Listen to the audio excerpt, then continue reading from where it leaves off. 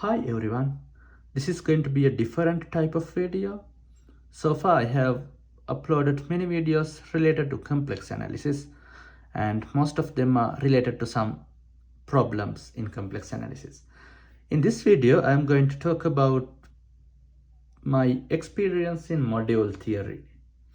So this is spring 2024 and I am taking the course Modern Algebra 2. So as biomath majors, it is a compulsory course for us, so I have to take it. So actually, I am not an algebra person. I regard myself as an analysis person. So actually, algebra 1 was very hard for me. So I took algebra 1 in fall 2021 and it covered the topics groups and rings from this book, Dummy 10 Foot. So for me, algebra was hard compared to measure theory and complex analysis. Okay, for me, topology is also, I like topology. So I like algebraic topology and general topology. So topology was not hard, but among the graduate courses that I took so far, algebra was the hardest for me. Right, so I'm going to talk about my experience in module theory. So this is Modern Algebra 2. So we are going to cover module theory, field theory and Galois theory in this course. So actually when I started to learn module theory, I started like to modern algebra.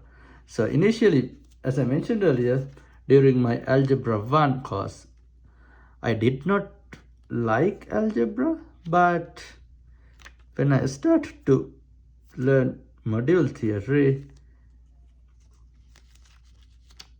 I'm kind of interested now.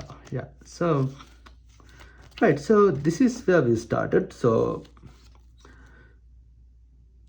first we went through the definition of a module. So module is an abelian group and with some action, right? So ring is, so R is a ring and ring is going to act on this abelian group M, okay, and that action should satisfy certain conditions.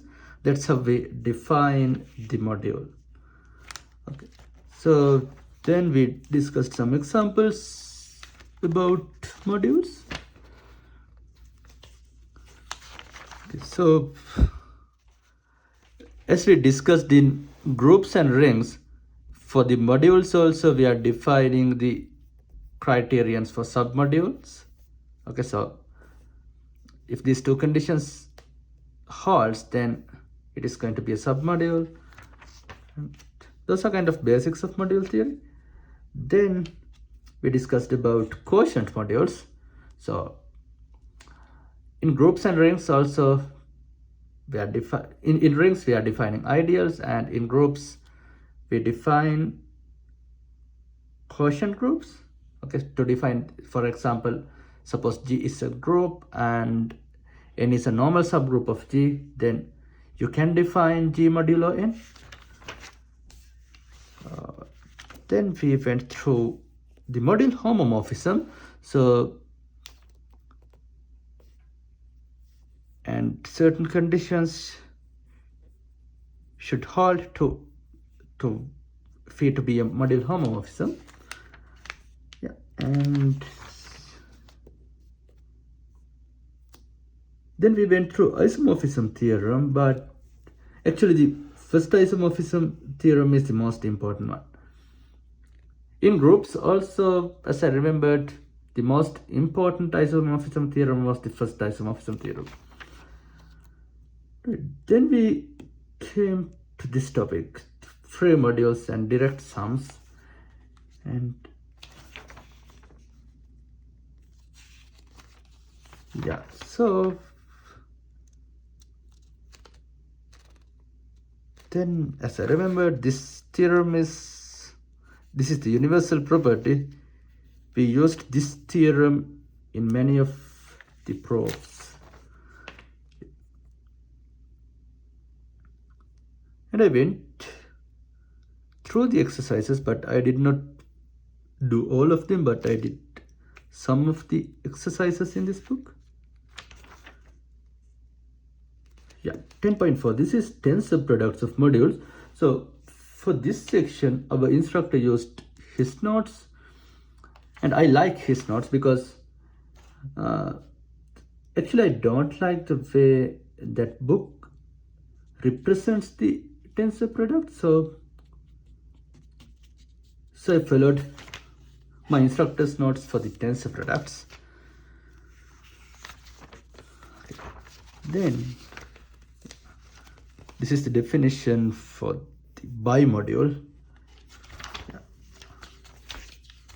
And then I would like to show you some proposition that is going to be very important.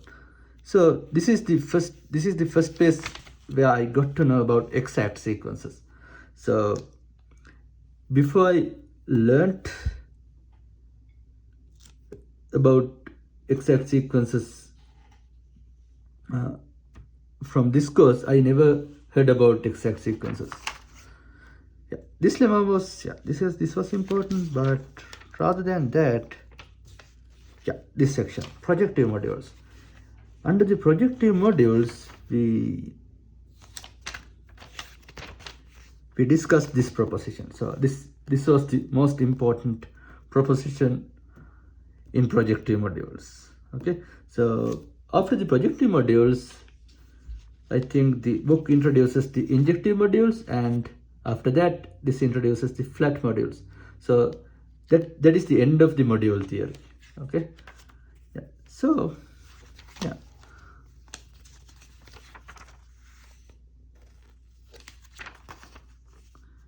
And we got an assignment from the module theory, and currently I'm working on it.